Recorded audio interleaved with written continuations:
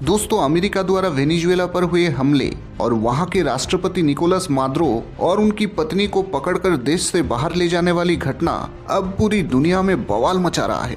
पिछले 24 घंटों में इतने रिएक्शन आए हैं जो अगर बाहर निकल गए तो पूरी दुनिया का पावर डायनामिक्स बदल जाएगा। इस वीडियो में हम उसी की बात करेंगे और साथ ही ये समझने की कोशिश करेंगे कि अमेरिका का ये दाव कैसी पूरी दुनिया में डॉलर के डोमिनेंस को बढ़ाने के लिए चला गया है।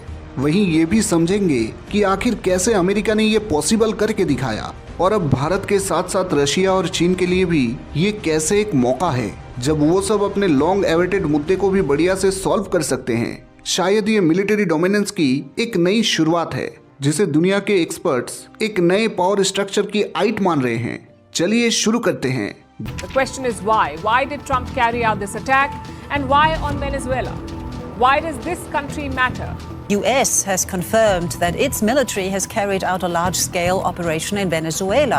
We want to know about the safety of Maduro and his wife. These are the latest developments post the attack by American. दुनिया की जियोपॉलिटिक्स को अगर आप ध्यान से देखेंगे तो आपको 3 बड़े पॉइंट्स नजर आएंगे। पहला, दुनिया इस समय एनर्जी कंजर्वेशन को लेकर पहले से ज्यादा एक्टिव हो चुकी है। आज से 100 साल पहले जिन देशों के पास फाइनेंशियल क्राइसिस था या रिसोर्सेस स्कैर्सिटी थी, आज वही देश रिन्यूएबल एनर्जी के साथ साथ क्रूड ऑयल और कोयला पर भी ध्यान दे रहे हैं। वर्ल्ड वॉर के बाद से ही दुनिया के डायनामिक्स में एक बड़ा बदलाव आ चुका है। अब देश ये नहीं चाहते कि बाहरी डोमिनेंस उनके इंटरेस्ट को प्रभावित करे। कुछ देश लड़ लेते हैं और कुछ देश लड़ नहीं पाते। दूसरा बड़ा पॉइंट है इकोनॉमी। हर देश अपने यहाँ इन्वेस्टमेंट बुला रहा है और रिसोर्सेस शेयर करके डिप्लोमेसी बनाने की कोशिश कर रहा है। जिनके पास नेचुरल रिसोर्सेस और मिनरल्स हैं, उनके साथ अमेरिका, रशिया, चीन, सऊदी और भारत जैसे देश विन विन डील कर लेते हैं। जिन देश के पास रिसोर्सेस नहीं होते, उन्हें किसी बड़े देश पर निर्भर रहना पड़ता है। इसीलिए अमेरिका और चीन की लड़ाई आज के पावर डायनामिक्स में स्पॉट दिखती है। तीसरा पॉइंट है पावर। यहाँ पर पावर सिर्फ मिलिट्री नहीं, इकोनॉमी और सॉफ्ट पावर भी है। किसी की मीडिया शक्तिशाली है, कौन नैरेटिव कंट्रोल करता है, उसकी बात सुनी जाती है। कमजोर देश चिल्लाता रह जाता है लेकिन दुनिया उनकी आवाज नहीं सुनती। वेनेजुएला सिर्फ एक सबसे बड़ा ऑयल और मिनरल रिजर्व वाला देश नहीं है, बल्कि वो अमेरिका के दुश्मन देशों के साथ एलाई बनाकर काम भी कर रहा है। रशिया और चीन का भारी इन्वेस्टमेंट वेनेजुएला में था। चीन ने अपने कितने ही रास्ते वेनेजुएला में बनाए हुए थे जिसके जरिए वो क्रूड ऑयल अपने देश ले जाता था। अमेरिका की इस हरकत के बाद से इस दोनों देशों को झटका लगा है। सबसे पहले तो रशिया और अमेरिका की डोमिनेंस वाली लड़ाई में रशिया फिर से अमेरिका से पीछे होता हुआ दिख रहा है। दूसरा ये कि चीन के एनर्जी कंजर्वेशन के डायरेक्ट इंटरेस्ट को इफेक्ट करता है। जहां चीन वेनेजुएला का 80% खरीदता था। वेनेजुएला दुनिया का सबसे बड़ा ऑयल रिजर्व है, तो जाहिर सी बात है कि चीन भी उसी रेशियो में खरीदता होगा। ऐसे में चीन ये कभी नहीं चाहेगा कि अमेरिका जैसी ताकत चीन के इंटरेस्ट को चैलेंज दे। ऐसे में ये हमला इस बात की आइट है कि हो ना हो, लेकिन वेनेजुएला इन तीनों ही देश की मिलिट्री डोमिनेंस का सेंटर पॉइंट बन चुका है, जहां जल्द ही इस जमीन पर इन तीनों देशों की सेनाएं लड़ती हुई दिख सकती है। हाँ, ये एक सच्चाई है कि आज की दुनिया में कोई अपने देश के लोगों को कहीं लड़ने भेजेगा नहीं, लेकिन जब स्टेक पर इतनी चीजें हो तो हो सकता है कि हम ऐसा देख भी लें। अब ये ठीक बात है कि इस लड़ाई में वेनेजुएला की आम जनता भी मारी जाएगी, लेकिन फर्क किसको पड़ता है? अमेरिका को अगर फर्क पड़ता तो वो इतने निर्दोष लोगों को अपने धमाकों से मारता ही नहीं। चीन के लिए वो बस एक जमीन का टुकड़ा है जहां से उसे क्रूड ऑयल मिलता है, उसे बस वो जमीन चाहिए। वहीं रशिया के लिए ये एक डोमिनेंस की लड़ाई से ज्यादा कुछ नहीं। यही दुनिया की सच्चाई है दोस्तों, और इसी के अंदर में हम, आप और बाकी लोग जीते हैं। दोस्तों, अमेरिका को वेनेजुएला के बड़े क्रूड ऑयल रिजर्व से डॉलर को मजबूत करने का मौका मिलता है।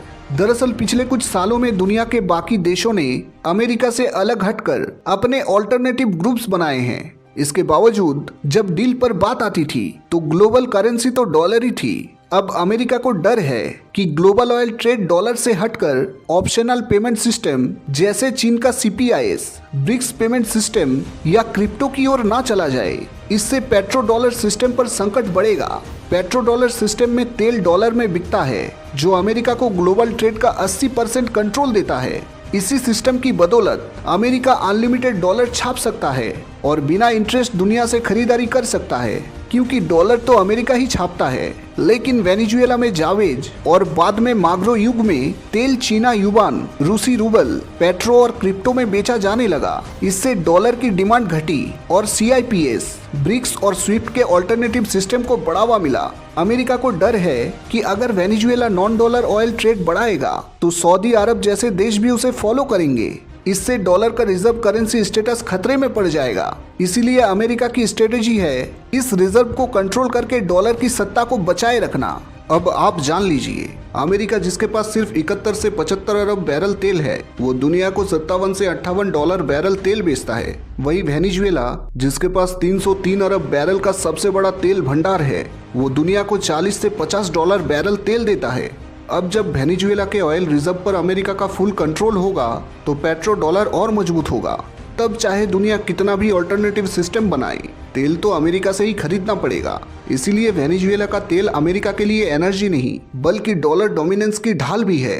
अब दोस्तों, दुनिया के बड़े बड़े देशों ने इस घटना के बाद क्या सीख लिया है, वो ये है कि अगर आपको अपने मुद्दे सुलझाने हैं तो हर चीज डिप्लोमेसी से ही नहीं होती, कुछ चीजें मिलिट्री पावर से भी हम हासिल कर सकते हैं। अब अमेरिका के ऐसा करने के बाद से रशिया को भी यूक्रेन पर हमला जारी रखने की लेजिटिमेसी मिल जाती है, क्योंकि जब अमेरिका अपने इंटरेस्ट के लिए किसी देश पर बमबारी कर सकता है तो रशिया भी करेगा। ऐसे ही चीन भी ताइवान को अपने यहाँ मिलाने की तैयारी शुरू कर चुका है। उसने अपने एलाई देशों से वायन चाइना पॉलिसी पर साइन भी करा लिया है।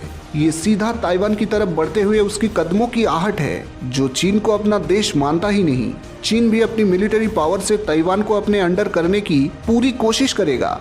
अब भारत भी ऐसा करने के लिए फ्री है। हमारे लिए तो दोनों तरफ से सिक्योरिटी कॉन्सर्न है, और वो भी जेन्युइन कॉन्सर्न है भाई साहब। पाकिस्तान से आतंकवाद और बांग्लादेश से घुसपैठिए सीधे हमारे देश पर हमला कर रहे हैं। देश में आतंकी हमला होने का खतरा अब बांग्लादेश की तरफ से ज्यादा है। ऐसे में भारत भी अपने मिलिट्री से इन दोनों देशों का मुकाबला कर सकता है। कर क्या सकता है, हमने किया हुआ है। लेकिन ये सारी लड़ाइयाँ हमारी शर्तों पर होनी चाहिए। भारत जिन मुद्दों को लेकर फंसा हुआ है, उनके दोनों ही अगल बगल के देश अमेरिका के एलाई हैं। एक खुले तौर पर तो एक सिस्टमेटिक तरीके से प्रो अमेरिकन लॉबी बन चुके हैं ये दोनों देश। पाकिस्तान का फील्ड मार्शल सीधा भारत में अगला हमला करने की तैयारी में लगा हुआ है। वहीं बांग्लादेश के अंदर यूनुस की सरकार एंटी इंडिया सेंटीमेंट्स को हवा देकर उस जिहादी भीड़ को इकट्ठा कर रही है, जो पाकिस्तान के अंदर करोड़ों में है। और अब ऐसे ही लोग बांग्लादेश में भी बनाए जा रहे हैं। ऐसे में भारत को पाकिस्तान और बांग्लादेश दोनों तरफ से लड़ने की तैयारी करनी पड़ेगी। अमेरिका और चीन की चाल भी यही है कि भारत को एक युद्ध में फंसा दिया जाए, ताकि भारत की इकोनॉमी ग्रोथ रुक जाए। वॉर हमेशा महंगी होती है दोस्तों। ऐसे में हमारे ग्रोथ प्रोजेक्शन पर भी इसका असर पड़ेगा। वेनेजुएला में एक चीज जो नोटिस की गई वो ये कि अमेरिकन ट्रूप्स के घुसते ही वहां की सेना ने लड़ने से इनकार कर दिया। ऐसा बताया जा रहा है कि अमेरिका ने पहले से ही वहां की मिलिट्री में अपना ग्राउंड वर्क पूरा कर लिया था और पैसे खिलाकर कमांडर्स को खरीद लिया। अमेरिका जिस चीज से डरता है वो है बॉडी बैग्स। अगर उसके सैनिक मारे जाते हैं तो वो ऐसी लड़ाई तब तक नहीं लड़ेगा जब तक ग्राउंड तैयार नहीं हो। वेनेजुएला में भी उसने यही किया। ऐसे में भारत भी इन दोनों देशों में अपना ग्राउंड वर्क मजबूत करना चाहेगा।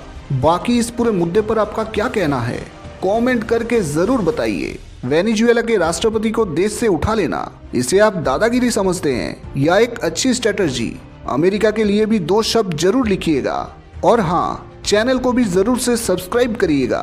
डिटेल्स में आपके लिए वीडियोस लाने के लिए हमारी पूरी कोशिश रहती है। हमारी टीम और हम सबको बहुत अच्छा लगेगा जब आप चैनल को सब्सक्राइब करेंगे और दोस्तों से शेयर भी करेंगे। Thank you for watching. जय हिंद।